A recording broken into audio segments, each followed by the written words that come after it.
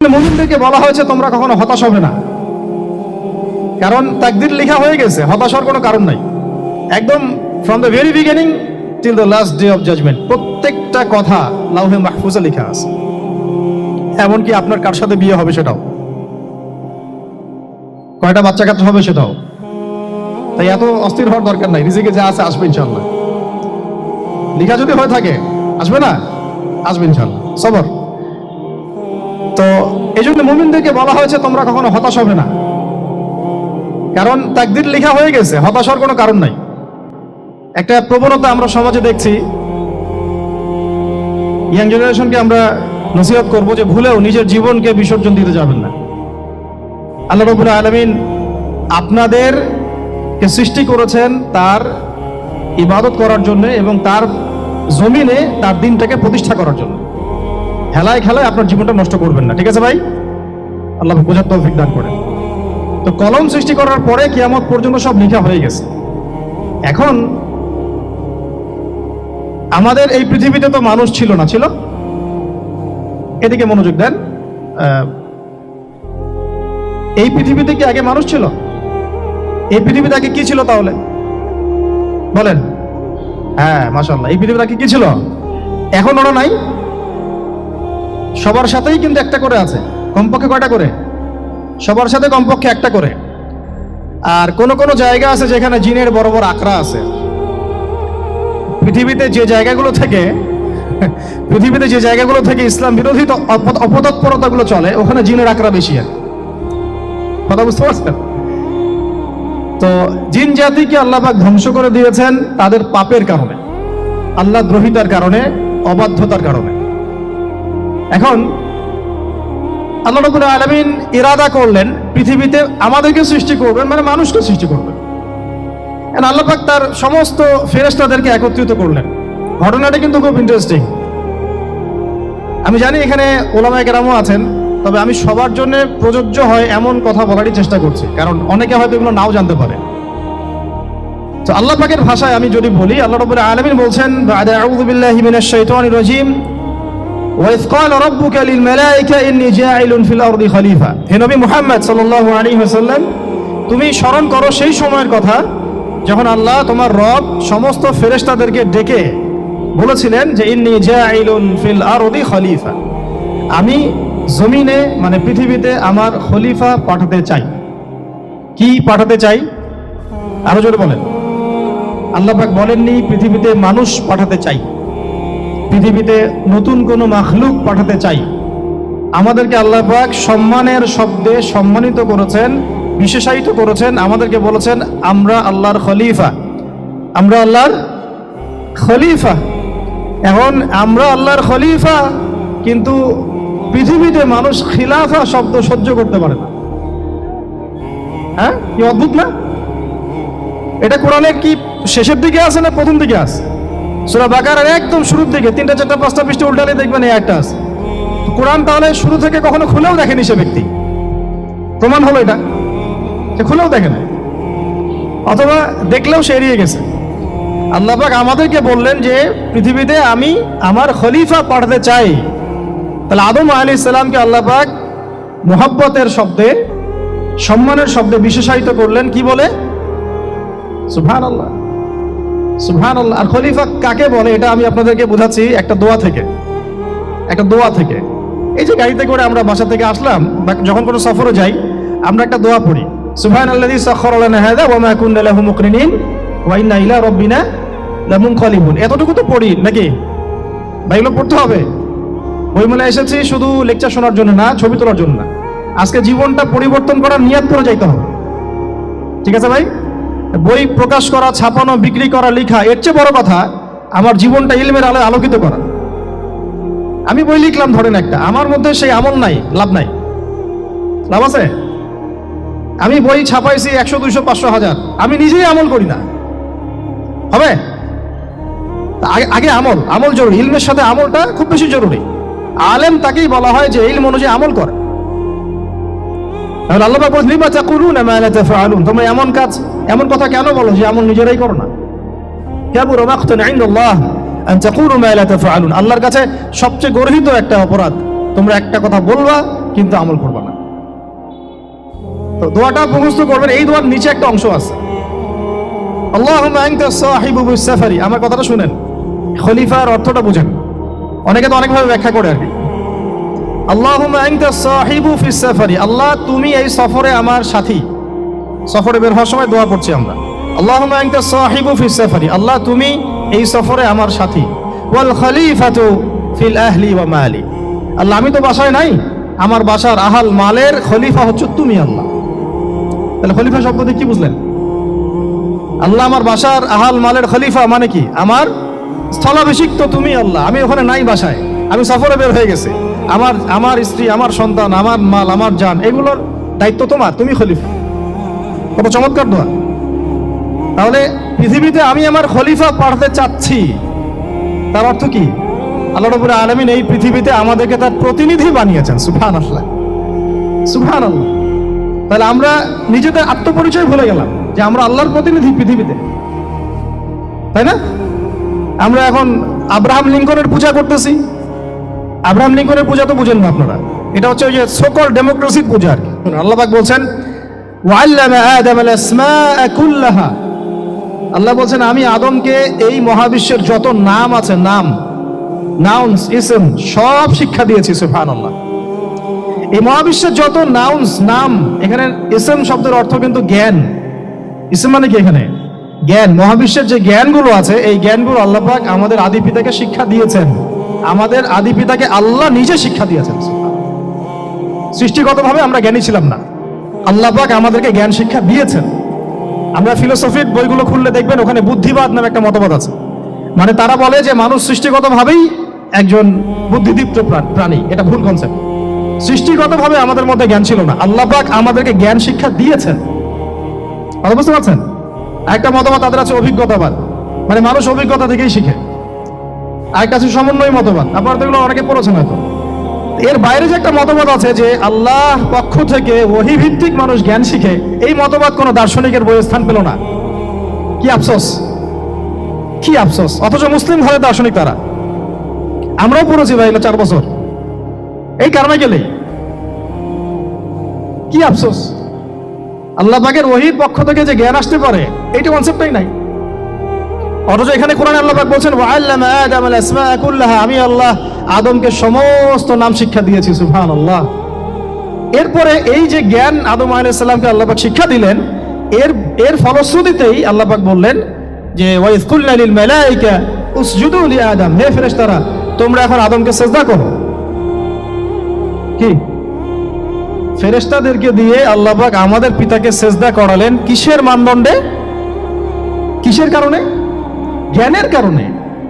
জ্ঞানের কারণে ফেরেশতাদেরকে আল্লাহ পাক বললেন যে এই নামগুলো বলে দাও তো তোমরা। তারা বলতে পারলো না, তারা বললো লা ইলম আল্লাহুম্মা লা ইলমা লানা ইল্লা মা আল্লামতানা, আল্লাহ আমাদের তো সেই জ্ঞান নাই, শুধু ওইটুকু জ্ঞান আছে যা আপনি আমাদেরকে শিখিয়েছেন। তখন আল্লাহ পাক বলেছিলেন যে আমি যা জানি তোমরা তা জানো না, আমি কি বলি নাই যে আমি আসমান জমিনের গায়েবের সব খবর জানি? তখন আল্লাহ বললেন যে তোমরা সবাই সিজদা করো আদমকে। তাহলে আমাদের পিতাকে খলিফা করা হলো, জ্ঞান শেখানো হলো, আল্লাহ পাক নিজে শেখালেন, ফেরেশতার মণ্ডলীদের দিয়ে সিজদা পর্যন্ত করালেন। কিসের মানদণ্ডে? আরো আসতে বলেন। জ্ঞানের মানদণ্ডে। এখন যদি আমরা একটু প্রশ্ন ছুড়ে দেই নিজ নিজ বিবেকে, আমরা কি সেই ওহীর 10টা সূরাও শিখেছি? 10টা পারা কি পড়া হয়েছে কখনো? 10টা সূরারও কি অর্থ জানি? অনেকে তো 10টা আয়াতের অর্থ জানি না। আমরা কি সেই ওহীর 10টা হাদিস শিখেছি? তাহলে আমরা কোথায় সম্মান খুঁজতেছি? পশ্চিমাদের কাছে? বলেন। সত্যি সবচেয়ে আফসোস লাগে আমার একটা জিনিস, যে মুসলিমরা আমরা এখন আমাদের আত্মপরিচয় ভুলে যাচ্ছি, আর আল্লাহ পাক আমাদেরকে যেখানে সম্মান রেখেছেন ওইখানে সম্মান না খুঁজে আমরা অন্যের দাসত্বের সম্মান খুঁজতেছি। আল্লাহ আমাদেরকে বোঝার তৌফিক দান করেন। এটা অজ্ঞতার কারণে হচ্ছে। আমাদের কাজ তাদেরকে সচেতন করা বা তাদেরকে মেসেজ পৌঁছে দেয়া। আমরা উগ্র পন্থা অবলম্বন করব, আমরা হিকমার সাথে প্রজ্ঞার সাথে মানুষকে বোঝানোর চেষ্টা করব, এগুলো বোঝানোর অংশ। এখন আচ্ছা একটা কথা আপনাদেরকে বলি, একটা কথা আমি মাঝখানে মিস হয়ে গেছে। এই যে আল্লাহ পাক আমাদেরকে খলিফা করে পাঠিয়েছেন, খলিফার কাজ কি? প্রশ্ন না? আমাদের কাজ কি তাহলে? এই কাজটা আল্লাহ পাক আবার ব্যাখ্যা করেছেন সূরা সদের মধ্যে। কোন সূরায়? সূরা সদ। সদ নামে একটা সূরা আছে, সূরা ইয়াসিনের আগে পরে পাবেন। তো এখানে আল্লাহ পাক আরো একজন নবীকে তার খলিফা বলেছেন, সেই নবীর নাম দাউদ আলাইহিস সালাম। কি নাম? আর দাউদ আলাইহিস সালাম কিন্তু এই জেরুজালেম থেকে, যেখানে এখন ওই জায়নিস্টরা বোম্বিং করে আর কি, নিরীহ মুসলিমদেরকে হত্যা করে বিগত 70 বছর থেকে, ওই জেরুজালেম থেকে কিন্তু দাউদ আলাইহিস সালাম বিশ্ব শাসন করেছিলেন। তার পরবর্তীতে তার সন্তান সুলাইমান আলাইহিস সালামও কিন্তু ওখান থেকেই বিশ্ব শাসন করেছিলেন। আর এখনকার বনু ইসরাইল দাবিদার এই জায়নিস্টরা, তারাও কিন্তু ওই ফিকিরই করছে, ওখান থেকে তারা বিশ্ব শাসন করতে চায় এবং তারা মনে করে তাদের একজন মাসিহ আসবে, সেই মাসিহ আসলে তারা বিশ্ব শাসন করবে। আমরা সেই মাসিহের নাম জানি মাসিহুদ দাজ্জাল। কি নাম? এই দাজ্জালকে ওরা ওদের সত্য মাসিহ মনে করে, আমরা জানি হচ্ছে মিথ্যা ভণ্ড প্রতারক মাসিহ, অথচ ওরা মনে করে এটা হচ্ছে সত্য মাসিহ। এই জায়গায় তারা ধোঁকা খাচ্ছে। অথচ সত্য মাসিহ হচ্ছেন ঈসা আলাইহিস সালাম, যিনি আবার শেষ জামানায় আসবেন এবং তার হাতেই এই মাসিহুদ দাজ্জাল মারা যাবে এবং তারপরে পুরো বিশ্বে আবার ওই খিলাফা কায়েম হবে। ওই যে খলিফা, ওটা সারা বিশ্বে কায়েম হবে, এই টাউন হলও বাদ যাবে না ইনশাআল্লাহ। এটা মানুষ মানতে চাচ্ছে না, কিন্তু মানুষ না মানলে কি, আল্লাহ পাকের নকশায় সব আঁকা আছে কখন কি হবে। কে কে কল্পনা করেছিল যে আজকে আপনারা বসে এখানে দিনের আলোচনা করবেন? হ্যাঁ, কল্পনা করা যায় তো? যে শব্দগুলো আপনারা বলছেন এগুলো বললেই তো নাই, গায়েব। এখন বলছেন, কেউ কি কল্পনা করেছিল যে হঠাৎ করে এমন একটা সময় চলে আসতে পারে? কেউ কিন্তু কল্পনা করেনি, আল্লাহ পাকের নকশায় ছিল। এখানে আমাদের একটা আফসোসের কথা, এখানে মাস্টারমাইন্ড আল্লাহ রাব্বুল আলামিন। প্রকৃত মাস্টারমাইন্ড কে? আমরা ক্রেডিট নেওয়ার প্রতিযোগিতায় ব্যস্ত হয়ে আছি এখন, কার কত ক্রেডিট নেওয়া যায়। এখানে একক ক্রেডিট পাওয়ার যোগ্য কেউ না, সমস্ত ক্রেডিট কার? আল্লাহ রাব্বুল আলামিন। এটা আল্লাহর সাথে গাদ্দারি করতে যায় না, তাহলে ভুলে যান। কারণ আমি বারবার বলেছি আপনাদেরকে, কোরআন থেকে একটা শিক্ষা আমরা শিখেছি, একটা কওম যখন মাজলুম থাকে, দুর্বল মাজলুম জুলুমের শিকার হচ্ছে, আল্লাহ পাক সেই কওমটাকে বাঁচান, কোনো না কোনো একজন ত্রাণকর্তাকে পাঠান, কোনো একটা সূরতে আল্লাহ পাক সেই কওমকে বাঁচায় দেন। আবার যদি এই নিয়ামতটা পাওয়ার পরে ওই কওম আবার এই জুলুম শুরু করে, আবার আল্লাহ দ্রোহিতা শুরু করে, আল্লাহ পাক তার চেয়ে বড় জালেম চাপাই দিবে। কথা বুঝতে পারছেন? আল্লাহর সাথে গাদ্দারি করতে চাই না, আল্লাহ পাক আমাদেরকে বোঝার তৌফিক দান করেন। খলিফার কাজটা কোথায় পাবেন? কোন সূরায় ভাই বলেন? সূরা সদে আল্লাহ পাক দাউদ আলাইহিস সালামকে খলিফা সম্বোধন করে বলছেন, ইয়া দাউদ। কি চমৎকার আহ্বান! ইয়া দাউদ, হে দাউদ, ইন্না জাআলনাকা খলিফাতান ফিল আরদ। দেখো, আমি আল্লাহ তোমাকে পৃথিবীতে খলিফা করেছি। কি করেছি? খলিফা করেছি। তোমার কাজ কি শোনো, ফাহকুম বাইনান নাসি বিল হক। বোঝার চেষ্টা করেন একজন খলিফার কাজ কি।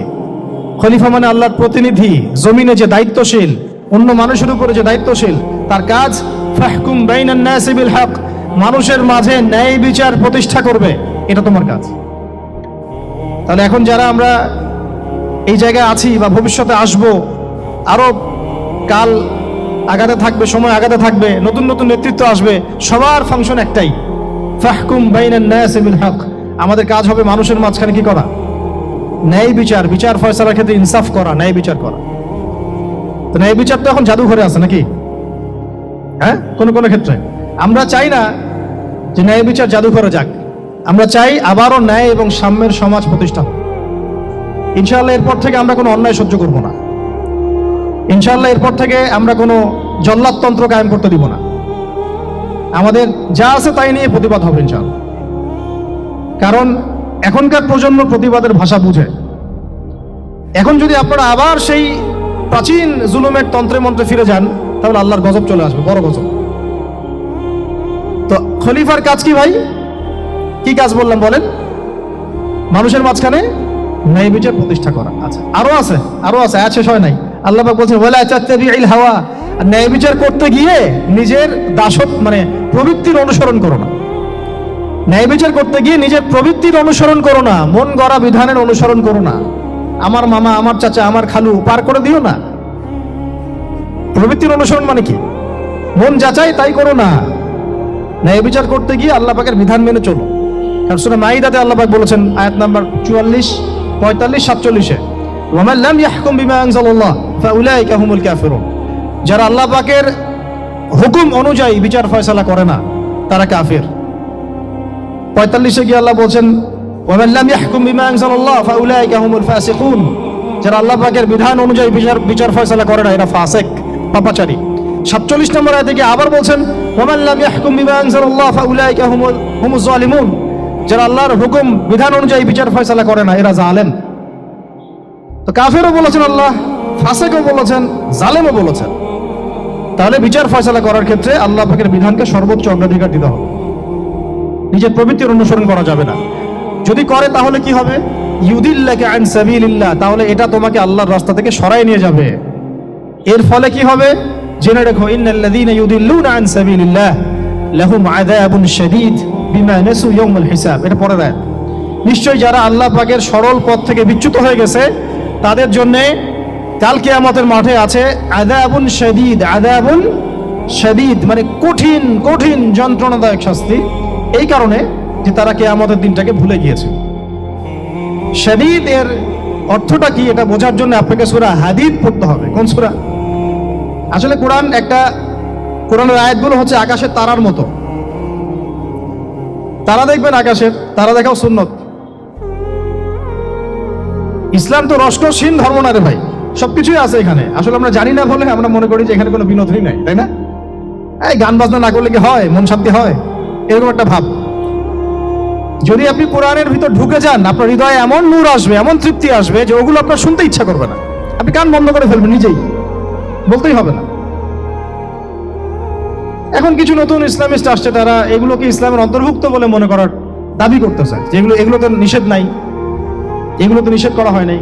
কতটুকু জানেন ইসলাম সম্পর্কে আপনি? না জেনে কেন কথা বলেন?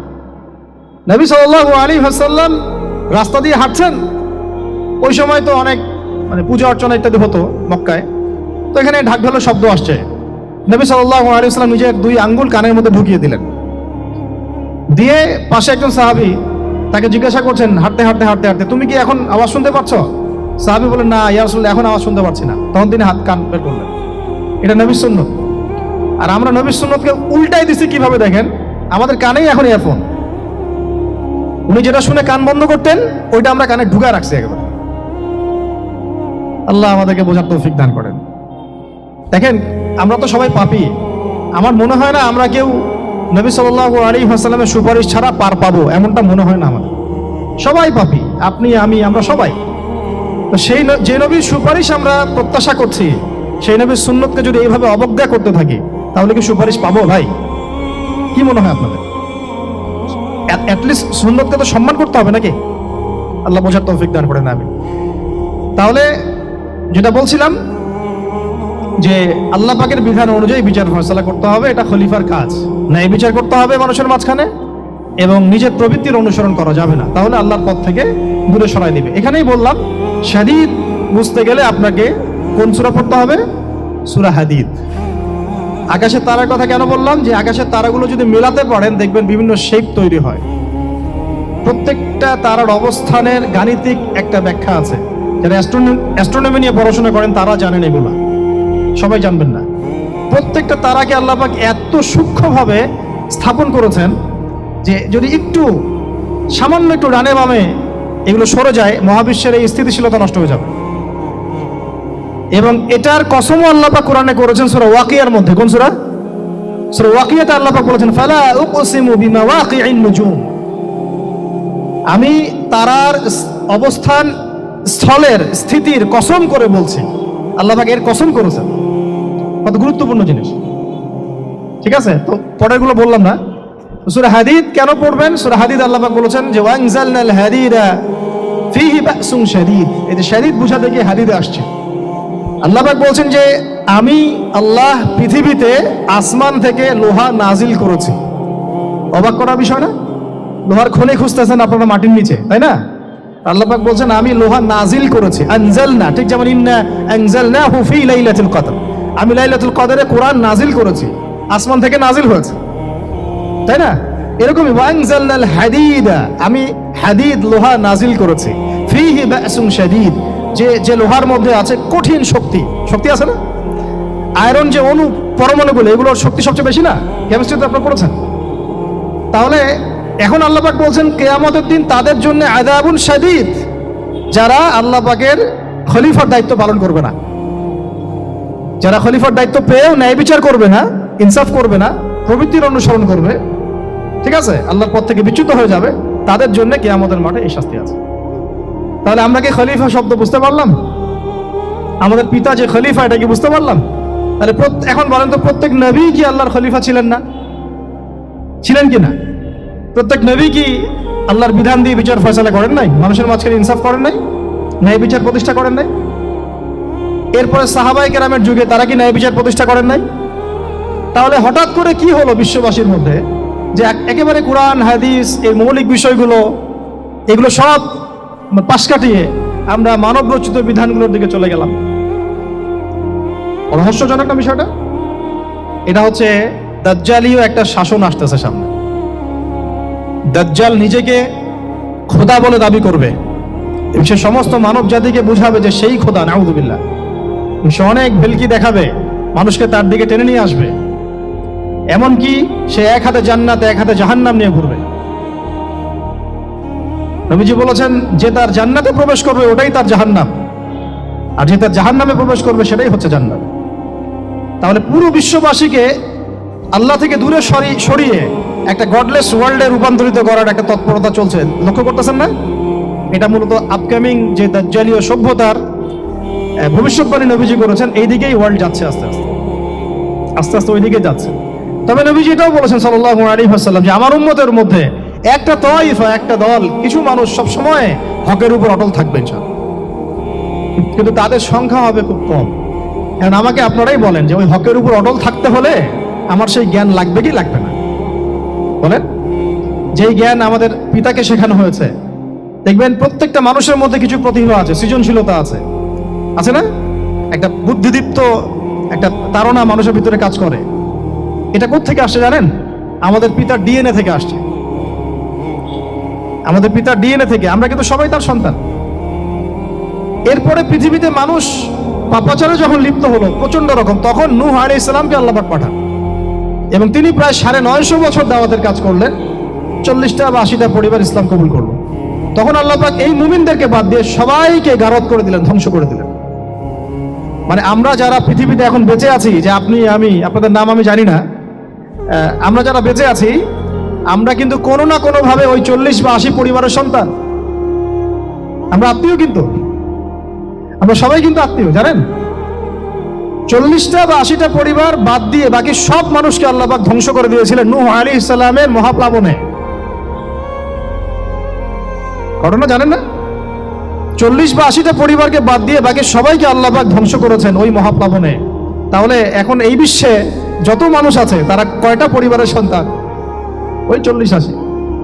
আমরা কোনো না কোনো ভাবে একে অপরের আত্মীয় হই, মুসলিম অমুসলিম সবাই, মুসলিম অমুসলিম সবাই। আমরা যে অসাম্প্রদায়িকতার কথা বলি না, এই শব্দটাকে ভালো অর্থে নেওয়া যায়। কি অর্থে? অন্যান্য ধর্মাবলম্বী মানুষ যারা, তারা তাদের ধর্ম স্বাধীনভাবে পালন করবে, কোনো সমস্যা নেই, আমরা তাদের এই কাজে বাধা দিতে যাব না। একইভাবে আমরা আমাদের ধর্ম স্বাধীনভাবে পালন করব, তারা এখানে কোনো বাধা দিতে পারবে না। সিম্পল। তারা তাদের উৎসব তাদের মতো পালন করবে, আমরা আমাদের উৎসব আমাদের মতো পালন করব। না আমি মূর্তি পাহারা দিতে যাব, আর না আমি মূর্তি ভাঙতে যাব। সিম্পল। আমি পাহারাও দিতে যাব না, ভাঙতেও যাব। সিম্পল। আমরা কি কুরবানিতে তাদেরকে বলতে পারবো ভাই আসেন আমার বাসায় দাওয়াত খান? এটা হয় কখনো? লাকুম দীনুকুম ওয়ালিয়া দিন। আপনাদের দিন আপনাদের, আমাদের দিন আমার। সিম্পল। এই অর্থ ঠিক আছে, কিন্তু সব ধর্ম মিলে যে নতুন ধর্ম বানানোর চেষ্টা করা হচ্ছে বাংলাদেশে, এটা ঠিক নাই। এটা শুভঙ্করের ফাঁকি। সব ধর্ম মিলে নতুন ধর্ম করার কোনো সুযোগ নাই। আমরা সবাই এক পরিবারের সন্তান। এখন আমাকে বলেন, নূহ আলাইহিস সালামের একটা ছেলে ছিল, নাম জানেন? কি নাম বলেন? না না, মাশাআল্লাহ। কয় ছেলে ছিল তার? হ্যাঁ না, মূলত 4জন সন্তান থেকে বড় বড় 4টা গোত্র সৃষ্টি হয়েছে। শাম এক সন্তানের নাম কি? এটাকে কেন্দ্র করে এই যে কন্টিনেন্টে, পুরো আরাবিয়ান কন্টিনেন্টে যত মানুষ, তার বংশধর। ঠিক আছে? হাম, একটা সন্তানের নাম হাম। এখান থেকে আফ্রিকার যে কালো কালো মানুষগুলো সব তাদের বংশধর। একটা হচ্ছে ইয়াফাস, ইউরোপিয়ান যারা সাদা চামড়া, সব এদের বংশধর। আরেকটা যে কেনান, এই ছেলেটা কি বলেছিল, বাবা ডাকছে নৌকায় আসো তাড়াতাড়ি, নৌকায় আসো তাড়াতাড়ি, না হলে আজকে আল্লাহ পাক আযাব দিয়ে ধ্বংস করে দিবেন। সে নবীর সন্তান হওয়ার পরেও আল্লাহ প্রদত্ত ওহীর জ্ঞানকে মূল্যায়ন না করার কারণে ধ্বংস হয়ে গেল। আর ওই 40টা বা 80টা পরিবার নাজাত পেল কিভাবে?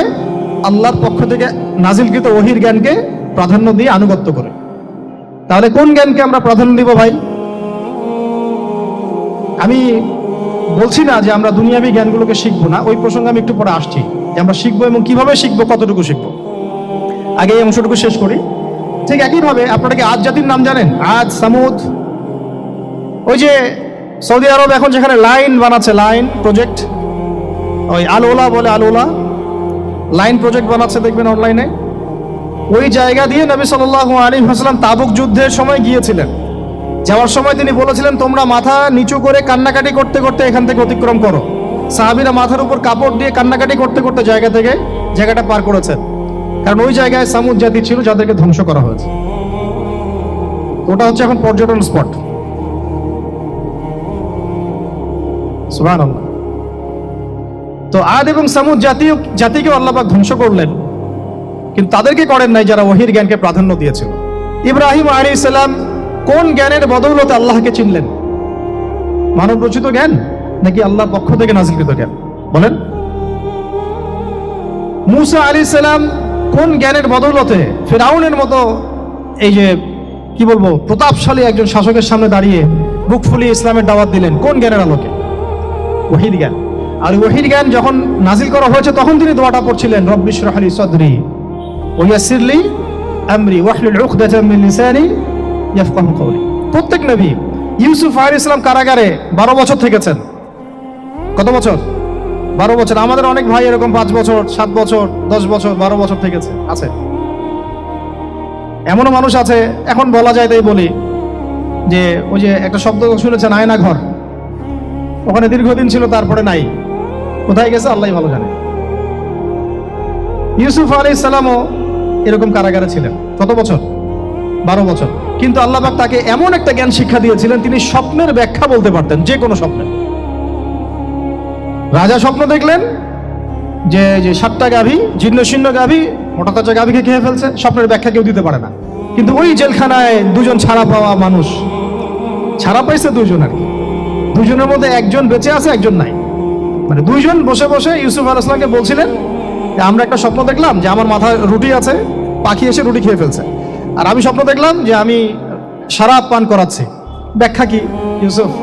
তোমাকে সত্যবাদী বলে জানি। ইউসুফ আলাইহিস সালাম বললেন, তোমার মাথায় রুটি যেটা খেয়ে নিচ্ছে, তার মানে তোমাকে শুলদণ্ড দেওয়া হবে। আর তুমি যে পানি পান করাচ্ছ, তার মানে তুমি নাজাত পাবে, ছাড়া পাবে। হলেও তাই। আর যে নাজাত পাবে তাকে ইউসুফ আলাইহিস সালাম বলে দিলেন যে তুমি রাজ দরবারে গিয়ে আমার কথা বলো, আমার কথা আলোচনা করো। সে ভুলে গিয়েছিল। পরে যখন এই স্বপ্নটা দেখলো বাদশা, তখন বাদশা সবাইকে ডাকলো, ডেকে বললো যে এই গাভীর স্বপ্নের ব্যাখ্যা কি? তখন এই ব্যক্তির মনে পড়ছে, আর ইউসুফ তো ব্যাখ্যা দিতে পারে। সে গিয়ে ইউসুফ আলাইহিস সালামকে ডেকে নিয়ে আসতেছে যে এই রাজা স্বপ্ন দেখছে, ব্যাখ্যা কি? স্বপ্ন কিন্তু আপনার কাছে শুনে একটা স্বাভাবিক মনে হচ্ছে, আরে গাভীর আবার স্বপ্নের কি ব্যাখ্যা? তখন ইউসুফ আলাইহিস সালাম ব্যাখ্যা দিলেন যে 7 বছর ফসল ফলবে আপনাদের এলাকায়, তারপরে 7 বছর হবে দুর্ভিক্ষের সময়। কিসের সাথে কিসের ব্যাখ্যা? এই জ্ঞান কে শিখালেন তাকে? এই ইন্টারপ্রিটেশনের জ্ঞান কে শিখালেন? তাহলে জ্ঞানের মূল উৎস কে? আমার কথা বলার উদ্দেশ্য কি বুঝতে পারছেন? যত জ্ঞান তার মূল উৎস কে? স্বপ্ন একটা জ্ঞান, যদি সেটা সত্য হয়। আর জেনে রাখবেন, কিয়ামতের আগে আগে মুমিনদের স্বপ্ন বেশি বেশি সত্য হবে। ঠিক আছে? মূসা আলাইহিস সালামকেও সেই আল্লাহই জ্ঞান শিক্ষা দিলেন। ঈসা আলাইহিস সালাম এই কুষ্ঠরোগীর গায়ে হাত বুলালে ভালো হয়ে যায়। হ্যাঁ, অন্ধ ব্যক্তির মানে চোখে হাত বুলালে ভালো হয়ে যায়। এমনকি মৃত ব্যক্তিকে তিনি বলছেন কুম বিইজনিল্লাহ, আল্লাহর হুকুমে দাঁড়িয়ে যাও, দাঁড়িয়ে গেল। এই জ্ঞান কে দিয়েছেন তাকে? দাউদ এবং সুলাইমান আলাইহিস সালাম এই যে পশু পাখির ভাষা বোঝেন, সুলাইমান আলাইহিস সালাম পিঁপড়ার ভাষাও বুঝেন। আপনাদের সায়েন্স কি পিঁপড়ার ভাষা বুঝে? হ্যাঁ, আমরা তো এখন সায়েন্সকে সবকিছুর মানদণ্ড মনে করি, তাই না? সায়েন্স যদি বলে হ্যাঁ তাহলে হ্যাঁ, না বললে না। মানে এমন একটা ভাব দেখেন, সায়েন্সকে আমরা ইলাহ বানাইছি, ইলাহ, উপাস্য। সায়েন্স যদি বলে যে পৃথিবী থেকে অমুক অমুক কোটি কোটি আলোকবর্ষ দূরে একটা গ্রহের সন্ধান পাওয়া গেছে, নাম দিল ধরেন যে আলফা এক্স ওয়াই জেড কিছু একটা, ওখানে হুরপড়ি আছে, হ্যাঁ ওখানে দুধের সাগর আছে, মধুর সাগর আছে, তো মানুষ তখন বিশ্বাস করা শুরু করবে, হ্যাঁ হ্যাঁ তাই তো থাকতেই পারে। নাসা বলেছে না হয়ে পারে, নাসা মন্তব্য করেছে না হয়ে পারে। ওরকম যদি বলে অনেক দূরে একটা আগুনের একটা বিশাল ইয়া পাওয়া গেছে, গ্রহ পাওয়া গেছে, ওখানে আযাব দেওয়া হয়, শাস্তি দেওয়া হয়, ওখানে অন্য মাখলুক আছে, ওদের ভাষায় এলিয়েন আর কি, মানুষ বিশ্বাস করে। কিন্তু আল্লাহ পাক কোরআনে বলছেন যে সুলাইমান আলাইহিস সালাম পিঁপড়ার ভাষাও বুঝতেন, ওই কথা বিশ্বাস করতে চাচ্ছে না। সুলাইমান আলাইহিস সালাম বাতাসে ফ্লাই করতে পারতেন, এটা বুঝতে পারতেছেন, বিশ্বাস করে না। তাহলে ওই প্রযুক্তি না থাকলে এয়ারক্রাফট কিভাবে আবিষ্কার করলেন? যে প্রযুক্তিগুলো পৃথিবীতে চলে গেছে ইতিমধ্যে, ওগুলো ভবিষ্যতেও আসতে পারে। যেমন একটা প্রযুক্তির কথা বলি, সুলাইমান আলাইহিস সালাম বসে আছেন, একজনকে বললেন না সাবার রানী বিলকিসের সিংহাসন কে নিয়ে আসতে পারবে? একজন বলল যে আপনি উঠে দাঁড়াইতে যতক্ষণ সময় লাগে এর মধ্যে নিয়ে আসবো। আরেকজন বললেন যে না, আপনি চোখের পলক ফেলতে যতক্ষণ লাগে এর মধ্যে দেখবেন সিংহাসন সামনে। সুবহানাল্লাহ, কি প্রযুক্তি! বলেন এই প্রযুক্তির সামনে কি বিশ্ববাসী যেতে পেরেছে? দেখেন সুলাইমান আলাইহিস সালামের বাতাসে ফ্লাই করাটা কিন্তু এখন পৃথিবীতে খুব কমন হয়ে গেছে, আমরা সবাই ফ্লাই করতেছি বাতাসে, তাই না? যদি আপকামিং কোনো সময় আপনি দেখেন যে এইরকম চোখের পলকেই একটা বস্তু আরেকটা জায়গা থেকে এক জায়গায় চলে আসতেছে, আমি অবাক হব না ইনশাআল্লাহ। কারণ কোরআনে অতীতে এই ঘটনার দলিল আছে। বুঝতে পারতেছি না? এক কথায় সমস্ত জ্ঞানের মূল উৎসকে। এরপরে আসেন, অত আর লম্বা করছি না, আমাদের নবী মুহাম্মদ সাল্লাল্লাহু আলাইহি ওয়াসাল্লাম আসেন, আমরা তো তার উম্মত। 23 বছরে, একটু মনোযোগ দেন, এটা আলোচনার লাস্ট পার্ট, ঠিক আছে? 23 বছরে তিনি পুরো জাহেলিয়াতকে পরিবর্তন করে দিয়েছেন। কত বছরে? 23 বছর। আপনারা কি জানেন যে আইয়ামে জাহিলিয়াতে আসলে কি কি সমস্যা ছিল? কেন ওই যুগটাকে আমরা জাহিলিয়াত বলি? বেসিক্যালি 5-6টা সমস্যা ছিল। কয়টা? 5-6টা। 1 নম্বর শিরক। 1 নম্বর কি? আমার সাথে বলেন। শিরক আমাদের ওয়ার্ল্ডে নাই, এটা তো গ্লোবাল শিরক চলতেছে এখন। শুধু ধর্মীয় শিরক চলতেছে না, কিন্তু এখন শিরক হচ্ছে পলিটিক্সে, শিরক হচ্ছে ইকোনমিক্সে, শিরক এডুকেশনেও আছে, শিরক কালচারের মধ্যেও আছে। কথাগুলো বুঝতে হবে একটু গভীরভাবে।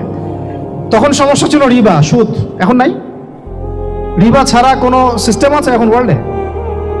আমি গতকালকে একটা হাদিস মোতালা করছিলাম সুদ সংক্রান্ত। নবীজি বলেছেন সাল্লাল্লাহু আলাইহি ওয়াসাল্লাম যে একটা যুগ আসবে সামনে, সুদবিহীন কোনো মানুষই চলতে পারবে না। যে চলতে চাইবে তার গায়েও সুদের ছিটা ফোটা গিয়ে লাগবে। আসে নাই সেই যুগ? সুবহানাল্লাহ, কিভাবে তিনি এত স্পেসিফিকলি কথাগুলো বলতে পারেন? নিশ্চয়ই তিনি এমন একজন সত্তার কাছ থেকে জ্ঞান পেয়েছেন যিনি সব জানেন, অতীত বর্তমান ভবিষ্যৎ, তাই না? এমনকি নবীজি বলেছেন ইমামুল মাহদির সময় যে 10 জন ঘোড়সাওয়ার বের হবে এবং তারা গিয়ে খোঁজ নিতে যাবে যে দাজ্জাল বের হয়েছে কিনা। নবীজি বলছেন আমি সেই 10 জনের নামও জানি, তাদের বাবার নামও জানি। সুবহানাল্লাহ, সুবহানাল্লাহ। কিয়ামতের মাঠে আলী রাদিয়াল্লাহু আনহু, আবু বকর রাদিয়াল্লাহু আনহু, ওমর, ওসমান রাদিয়াল্লাহু আনহুম আজমাইন, তাদের হিসাবটা কেমন হবে ওইটাও নবী সাল্লাল্লাহু আলাইহি ওয়াসাল্লাম আগেই বলে দিয়েছেন। সবচেয়ে দ্রুত হিসাব হবে এই উম্মতের আলী ইবনে আবি তালিব রাদিয়াল্লাহু আনহু। যাবেন, বেরোবেন, শেষ। কি মানুষ, তার জীবনীটা পড়ে দেখবেন। আমি শেষের দিকে বলে দিব আপনাদেরকে আজকে, এবং এটা রেকর্ডেড থাকবে, ইনশাআল্লাহ অনলাইনে দিয়ে দিব, যে আপনারা কোন কোন সাবজেক্টের বই কিনবেন। ওই মেলা তো শুধু মানে আসলেন একটা একটা র্যান্ডমলি বই কিনলেন এমন না, টপিক ধরে ধরে সাবজেক্ট ওয়াইজ বই কিনতে হবে, ঠিক আছে ভাই? বই কেনার পিছনে টাকা পয়সা খরচ যদি না করেন, মানে দিনের জন্য অর্থ ব্যয় করার মানসিকতা না থাকে, এলেম পাওয়া যাবে। অনেক মুহাদ্দিস নিজের গায়ের জামা খুলে দিয়ে পর্যন্ত বই নিয়ে বাসায় গিয়েছে, জানেন? তাদের সমস্ত সম্পত্তি বিক্রি করে দিয়েছেন বই কেনার জন্য। আজকে সকালে আমাদের এক ভাই মোজাকারা করছিলেন যে আমারই এক ওস্তাদ, বাংলাদেশের অনেক বরেণ্য একজন আলেমে দ্বীন, প্রবীণ আলেমে দ্বীন, তার কথা আলোচনা হচ্ছিল যে তিনি কিতাব পড়তে পড়তে পড়তে হঠাৎ একটা কিতাব তিনি খুঁজে পাচ্ছেন না। তো ছাত্রদেরকে পাঠালেন যে খুঁজে নিয়ে আসো তো, কোথায় আছে? কেউ খুঁজে পায় না। তিনি নাকি ওযু করে এসে নামাজ 2 রাকাত নামাজ পড়ে বাচ্চার মতো হাউমাউ করে কান্নাকাটি শুরু করলেন, আল্লাহ আমার সেই কিতাব কোথায় গেল, আমার কিতাবটা এনে দাও। তলাবুল ইলম কাকে বলে দেখেন, ইলমের তালেব, ইলমের ছাত্র কাকে বলে? এই যে ইলমের ছাত্র, আমরা কি ছাত্র হইতে পারছি? একটা বইয়ের দাম যদি দেখি 100 টাকা, বাস আমাদের গায়ে লাগে। 100 টাকা দিয়ে তো আপনার গার্লফ্রেন্ডকে নিয়ে বসতে গায়ে লাগে না, বসলে তো 500 টাকা চলে যায়। জিনা থেকে বাঁচতে না পারলে কলবে আল্লাহ নূর আসবে না। আল্লাহ পাক আমাদের কথাগুলো বোঝার তৌফিক দান করেন, আমিন। জিনা, আবার বলছি, জিনা থেকে বাঁচতে হবে, অন্যথায় কলবে নূর আসবে না। আল্লাহ পাক আমাদেরকে বোঝার তৌফিক দান করেন, আমিন। কোথায় ছিলাম ভাই? বলেন। 1 নাম্বার কি ছিল? শিরক। 2 নাম্বার রিবা, সুদ। ওইটা বলতে গিয়ে হাদিসটা কথা বলেছিলাম। এই সুদটা কি এখন বেশি না কম? এখন সুদ মানুষ খাচ্ছে, যুক্তিও দিচ্ছে যে এই যুগে এখন সুদ না খাইলে কি চলে। একদিন একটা মসজিদে বয়ান করছিলাম, তো মসজিদে বয়ানের মাঝখানে একজন দাঁড়ায় গেল, দাঁড়ায় আমাকে বলছে যে ওস্তাদ, হুজুর বুঝলাম আপনার সব কথা ঠিক আছে, এখন আমার 1 লাখ টাকা ধার লাগবে, আমি কোত্থেকে নিব? বলেন, আসলে উত্তর দিবেন কি? হ্যাঁ, সুদের ক্ষতিকর বিষয়গুলো যেমন বলতে হবে, সুদবিহীন ব্যাংকিং সিস্টেম এবং অর্থনৈতিক ব্যবস্থাও তো চালু করতে হবে। সেটা কি? সেটা হচ্ছে যাকাত। সেটা কি? যাকাত, সাদাকা এবং কর্জে হাসানা। এগুলো তো চালু করছি না আমরা শুধু কথা বলছি তাত্ত্বিক যে সুদ হারাম। আমিও তো অনেক জায়গায় বলছি, কারণ বলতে হচ্ছে, নাহলে আপনার জানাতে তো হবে। সুদের পাপের সবচেয়ে নিম্ন শাখা হচ্ছে মায়ের সাথে জিনা করা, সর্বোচ্চ শাখা হচ্ছে আল্লাহ এবং তার রাসূলের সাথে যুদ্ধ করা। একটা হাদিস বুখারীতে এরকম আসছে, বুখারীতে কি তিরমিজিতে, আমি রেফারেন্সটা ভুলে যাচ্ছি, তবে হাদিসটা সহিহ। নবী সাল্লাল্লাহু আলাইহি ওয়াসাল্লাম বলেছেন, যে ব্যক্তি 1 দিরহাম সুদ খায় সে যেন 36 বার জিনা করে। আর আপনারা তো জানেন, এটা আমার বলার দরকার নাই, 4 শ্রেণীর মানুষকে নবীজি অভিশাপ দিয়েছেন, যে নিজে খায়, তারপরে যে সুদ দেয়, যে লিখে রাখে, যে সাক্ষী থাকে। আমি বলতে যাচ্ছি, আইয়ামে জাহিলিয়াতে এই সুদটা ছিল, আমাদের এই বর্তমান ওয়ার্ল্ড অ্যাফেয়ার্সে নাই। বাংলাদেশ একটা কান্ট্রি হিসেবে চিন্তা করবেন না, আপনি গ্লোবালি চিন্তা করবেন, কারণ এখন একটা দেশ স্বতন্ত্রভাবে চলতে পারে না। ওয়ার্ল্ড ব্যাংকের সাথে আপনাকে ডিল করতে হবে, IMF এর সাথে। আমি যদি প্রেসিডেন্ট হই তাও আমাকে করতে হবে, আপনি হলে আপনাকে করতে হবে। কথা বলে তো শুধু কথা বলে লাভ নাই, আপনার বিকল্পটা কি? আসলে বিকল্প ব্যবস্থাটা কি? এটা তো মূল কথা। ইকোনমিক্স নিয়ে কতগুলো কিতাব আছে এখানে, ইসলামিক ইকোনমিক্স নিয়ে আমরা কতগুলো কিতাব ছাপাইছি, বর্তমান ওয়ার্ল্ড অ্যাফেয়ার্স নিয়ে আমরা কতগুলো কিতাব ছাপাইছি। নবী সাল্লাল্লাহু আলাইহি ওয়াসাল্লাম বলেছেন, শেষ জামানা সবচাইতে আমার উম্মতের উপর ভয়াবহ ফিতনা হচ্ছে কি নাম বলেন? এখন আপনি আমাকে মাদ্রাসার পুরো সিলেবাসে কন্টেন্ট ফ্যাকাল্টি দেখেন, আছে কয়টা কিতাব আছে?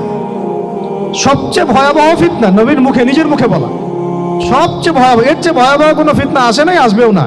তো এখন আপনি আমাকে বলেন যে এই ফিতনা সংক্রান্ত কতগুলো কিতাব আপনার কাছে আছে বাসায়, বলেন। তাহলে গ্যাপস আছে না আমাদের মধ্যে? গ্যাপস ফিল আপ করতে হবে। কথাগুলো বলার উদ্দেশ্য হচ্ছে গ্যাপসটা ফিল আপ করা। তো এই রিবার সমস্যাটা এখনো আছে। আল্লাহ পাক আমাদেরকে রিবা মুক্ত জিন্দেগি দান করেন, আমিন। এবং আমি রিকোয়েস্ট করব বিনয়ের সাথে যে আমাদের ঊর্ধ্বতন কর্তৃপক্ষ যারা আছেন, শুধু একটা কাজ করেন না, একটা কাজ 1টা বছর করেই দেখেন না কি হয়।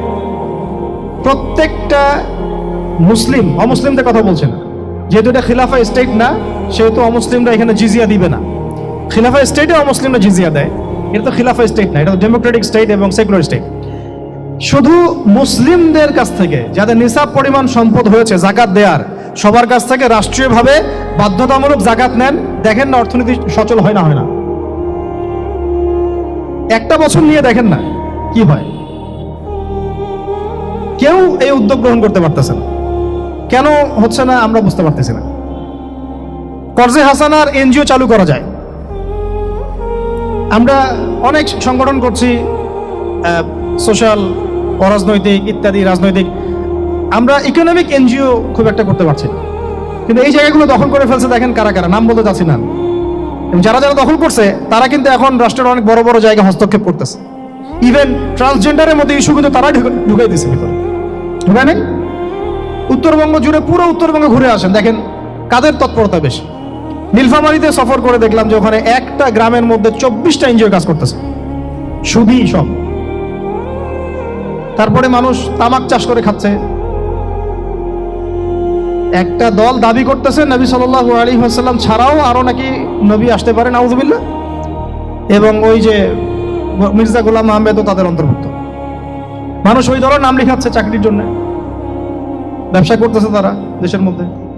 তাহলে ভাই শুধুমাত্র তাত্ত্বিক কথাবার্তা না, আমাদের সংগ্রামটা কিন্তু বহুমুখী।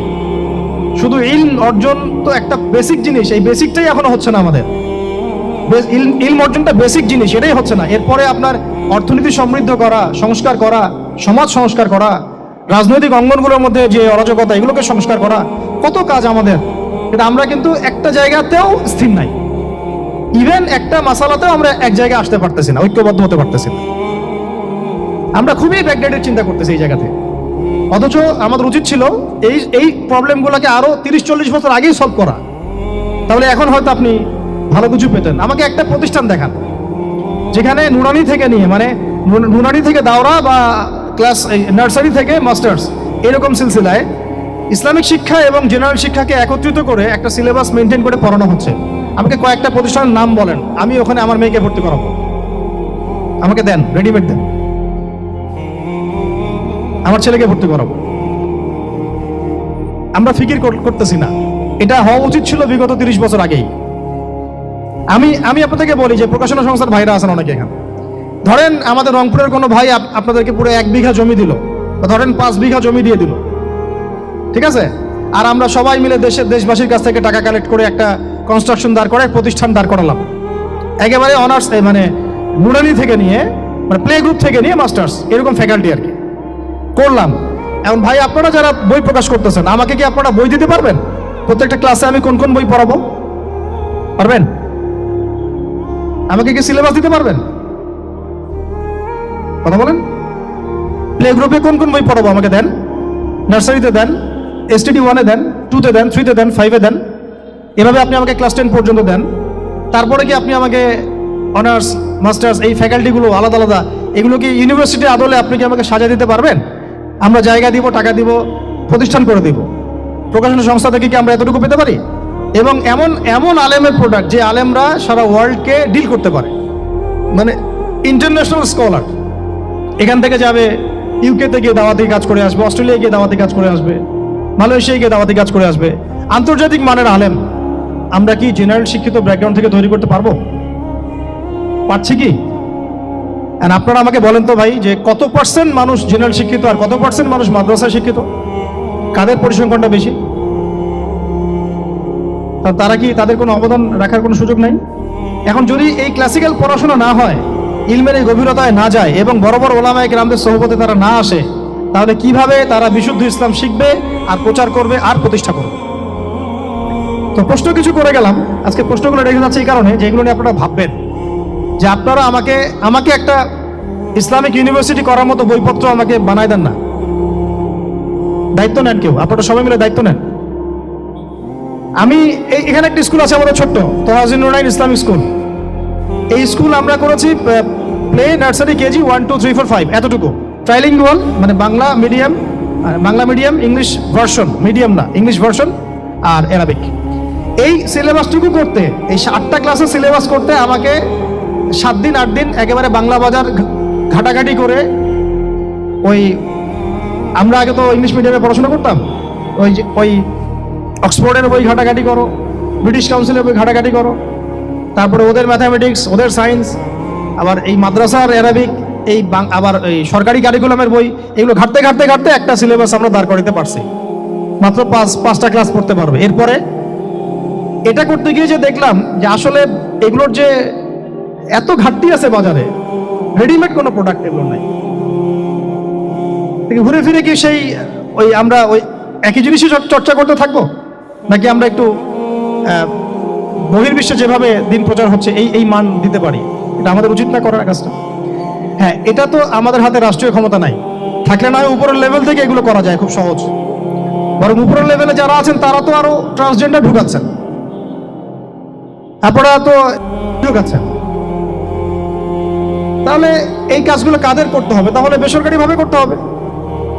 এখন আমরা যারা বইকে ভালোবাসি, জ্ঞানকে ভালোবাসি, আল্লাহকে ভালোবাসি, রাসূলকে ভালোবাসি, চাই যে আমরা যা করছি আমাদের পরের প্রজন্মটা মানুষের মতো মানুষ হোক। কাজ কি কম না বেশি আমাদের বলেন? সেক্ষেত্রে কাজগুলো কিন্তু ওইভাবে হচ্ছে না ভাই। একটা বিষয়ের বই সবাই ছাপাচ্ছি, কেন? কি দরকার আছে? একটা বিষয়ের বই আমি সবাই ছাপাচ্ছি। একটা জিনিস, একটা হিস্ট্রির একটা কিতাব অনেকগুলো প্রকাশনী আপনারা করতেছেন, একই বই ফাইজুল কালাম সবাই করতে আছে।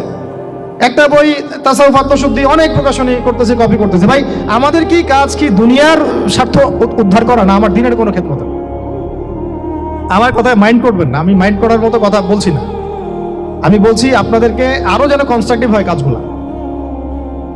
মানে আপনাদের সাথে আমি বসবো ইনশাল্লাহ আবার আলাদা করে, যে একটা আমাকে পুরো শিক্ষা ফর্মুলা আমাকে দিবেন, মানে প্রত্যেকটা ক্লাসের বই রেডি করে দিবেন, যাতে আমরা প্রতিষ্ঠান বানালেই একদম পুরা কমসে কম ক্লাস 1 থেকে 10 ঢেলে দিতে পারি, আমার পরিশ্রম করতে না হয়। ওখানে বাংলা মিডিয়ামের বই থাকবে, ইংলিশ মিডিয়ামেরও থাকবে, এবং অ্যারাবিক তো থাকবেই। একটা গঠনমূলক সিলেবাস, যেটা পড়লে আমার ছেলে মাশাআল্লাহ হাফেজও হবে, এদিকে মাশাআল্লাহ সে ইংরেজিতেও দক্ষ হবে, সায়েন্সেও দক্ষ হবে। এক পর্যায়ে যখন সে এসএসসি পাস করবে, সে দেখবেন যে যার রাস্তা বেছে নিচ্ছে। বেজ আমি তাকে করে দিছি 10 পর্যন্ত। এখন সে ডক্টর হোক আর ইঞ্জিনিয়ার হোক, আর না হয় যদি আল্লাহর খলিফাই হয়, কোনো সমস্যা নেই। সমস্যা আছে? এটা দরকার ছিল ভাই, আরো 30 বছর আগে দরকার ছিল। আমরা যেটা পাই নাই, এটা আমাদের আফসোস। আর এই জেনারেল ব্যাকগ্রাউন্ড থেকে এইরকম জায়গায় উঠে এসে এই যে এইগুলো কথাগুলো বলা বা এই কাজগুলো করা, এগুলো সবাইকে হয়তো আল্লাহ পাক এভাবে কবুল নাও করতে পারে।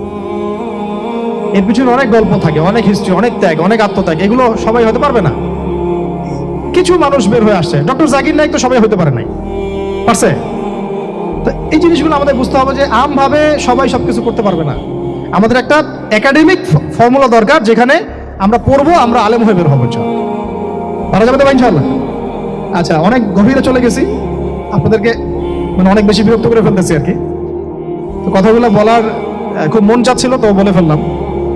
আর আমরা চাচ্ছি কথাগুলো সবার কাছে পৌঁছাক, যাতে করে অন্তত বিভাগীয় শহরগুলা, অন্তত ঢাকা, রংপুর, রাজশাহী, মানে বড় বড় শহর আমাদের, চট্টগ্রাম, কক্সবাজার ইত্যাদি ইত্যাদি বড় বড় শহরগুলোতে যদি একটা করে এরকম একটা করে প্রতিষ্ঠান থাকে, যেখানে আপনি পুরো জেনারেল শিক্ষা এবং ইসলামী শিক্ষা দুটোকে সমন্বয় করে এবং এই মানে দ্বিমুখী শিক্ষার মেরুকরণটাকে দূর করে একটা কনস্ট্রাকটিভ সিলেবাস দিতে পারেন, দেখবেন আজকে না হোক, আজকে থেকে 10 থেকে 15 বছর পরে আমাদের ছেলে মেয়েদের একটা প্রজন্ম আসবে, দেখবেন ইনশাআল্লাহ ওরা আমাদের চেয়ে অনেক ডিনামাইট হবে। এই যে আজকে অনেকগুলো আয়াত বললাম, অনেকে হয়তো জানেন না বা পড়েন নাই, ওরা ক বলতেই বুঝে ফেলবে কোন সূরায় আছে। হবে না? সম্ভব। আর যদি না করতে পারি, তাহলে ঘুরে ফিরে ওই একই অবস্থা। ওইটা দিয়ে হবে না ভাই। এই মানে ইসলাম বিষয়টা কি, এটা এমন না যে কিছু অংশ নিলাম কিছু অংশ নিব না, এটা এমন না। নিলে ভাই নেওয়ার মতো নেওয়া লাগবে। উদখুলু ফিস-সিলমি কাফা, একেবারে পরিপূর্ণরূপে দিনে প্রবেশ করে সিরিয়াসলি নেন। চান্স তো একটাই। আল্লাহ পাক আমাদের কথাগুলো বোঝার তৌফিক দান করেন। আর আমাদের সন্তানদের সাথে তো আমরা এটা হতে দিতে পারি না। আমরা না হয় অনেক সময় নষ্ট করে ফেলছি। তো ভাই আর লম্বা করতেছি না, আমি শেষের অংশটুকু বলে শেষ করে দিচ্ছি যে এই সুদ আর শিরক যেমন ওই সময় ছিল, এখনো আছে। আর ওই আইয়ামে জাহিলিয়াতের সেই সুদ আপনি দেখলেন, এখন শিরক দেখলেন, মাদক আছে না নাই? আইয়ামে জাহিলিয়াতের মাদক, আইয়ামে জাহিলিয়াতের এই নারী জাতির অবমাননা আছে না সমাজে? নাই? ব্যাখ্যা করতে যাচ্ছি না, আপনারা জানেন সব। আর আইয়ামে জাহিলিয়াতে ছিল একটা গোত্রীয় হানাহানি, দ্বন্দ্ব, মারামারি, এখন সমাজে নাই? এটাই তো চলতেছে এখন সমাজে। তো এখন এই জাহেলিয়াতের সমাজটাকে মাত্র 23 বছরের মধ্যে আমাদের নবীজি চেঞ্জ করে দিয়েছেন। কত বছর?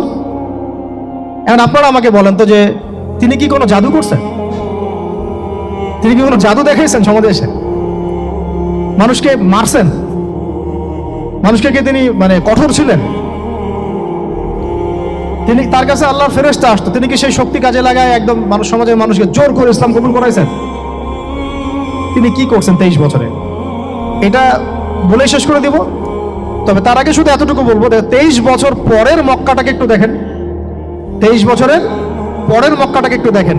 ওই মক্কাতে কি কোনো শিরক আছে? হ্যাঁ, 23 বছর পরের মক্কা, ওখানে কি কোনো শিরক আছে? ওখানে কি কোনো সুদ আছে? কোনো মাদক আছে? বলেন। কোনো নারীর অবমাননা আছে? কোনো গোত্রীয় হানাহানি আছে? তাহলে 23 বছরের মধ্যে পুরো সমাজটাই চেঞ্জ করলেন কিভাবে?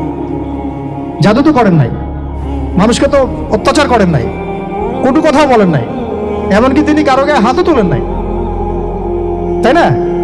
একটা কাজই তিনি করেছেন, সেটা হলো এই যে কোরআন এবং সুন্নাহর যে জ্ঞান, এই ওহীর জ্ঞানটাকে তিনি সবার মাঝখানে ছড়াই দিয়েছেন, এই তো কাজ। তারপরে সেই জ্ঞান যখন মানুষ শিখেছে, তার উপরে আমল করেছে, এবং সেই জ্ঞান এর উৎস আল্লাহ রাব্বুল আলামিন, তার কাছে আত্মসমর্পণ করেছে, নবীর কাছ থেকে আত্মশুদ্ধি অর্জন করেছে, এবং হালাল খেয়েছে, পরিবার গঠন করেছে, প্রজন্মকে তৈরি করেছে, সৎ কাজে আদেশ করেছেন, অসৎ কাজে নিষেধ করেছেন, প্রয়োজনে কখনো হিজরত করেছেন, কখনো মার খেয়েছেন, কখনো সবর করেছেন, কখনো বা জিহাদও করেছেন। এভাবে আস্তে আস্তে পুরো আরবের মধ্যে দিনটা প্রতিষ্ঠা হয়ে গেল। তাহলে মূল উৎসটা কি ছিল? জ্ঞান। মূল উৎসটা কি ছিল বলেন? জ্ঞান। আর এই জ্ঞানটার চর্চাই আমাদের সবাইকে করতে হবে। আল্লাহ পাক আমাদেরকে তৌফিক দান করবেন। এর চর্চা করতে গেলে আমাদের সমাজে এখন দুটো রাস্তা, এর বাইরে আপনি কোনো রাস্তা দেখবেন না, হয় মাদ্রাসা ব্যাকগ্রাউন্ড অথবা জেনারেল ব্যাকগ্রাউন্ড, এই তো। সমন্বিত কোনো প্রচেষ্টা খুব বেশি দেখা যাচ্ছে না। আজকে আবার কথা বলার মধ্যে একটা অন্যতম একটা গুরুত্বপূর্ণ পার্ট হচ্ছে সমন্বিত প্রচেষ্টা এখন থেকে নেওয়া উচিত। এতে আপনারা এগ্রি করেন না করেন না? যদি এগ্রি করেন তাহলে প্রত্যেকটা জায়গায় এরকম কিছু কিছু প্রতিষ্ঠান গড়ে তোলার চেষ্টা করেন।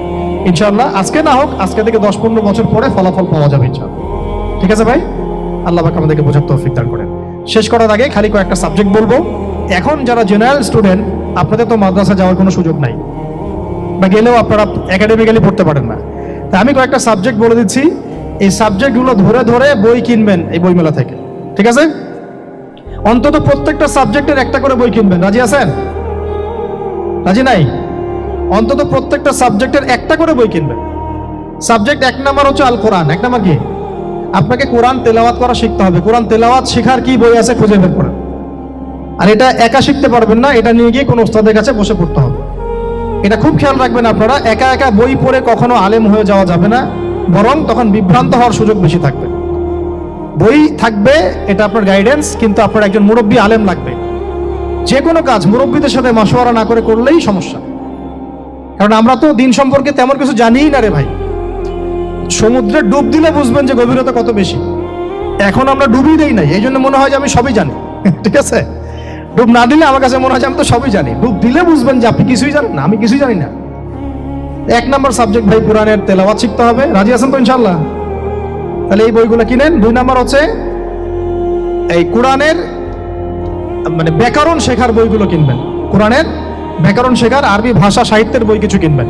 এই বইগুলো আপনাকে ওস্তাদদের কাছে গিয়ে পড়তে হবে, ঠিক আছে? এরপরে কিনবেন কোরআনের কিছু তাফসির, সহজ। মনে করেন একটা তাফসির নেন সহজ। কেউ মারিফুল কোরআন কিনেছেন, হয়তো কেউ সহজে অনুবাদ হয়েছে জালালাইন একটা কিনেছেন, কেউ হয়তো তাওজিহুল কোরআন কিনেছেন। একটা তাফসির বাসায় রাখেন অন্তত, ঠিক আছে? এটা হলো 3টা। 4 নাম্বার হচ্ছে হাদিসের অন্তত একটা বই কিনেন আজকে।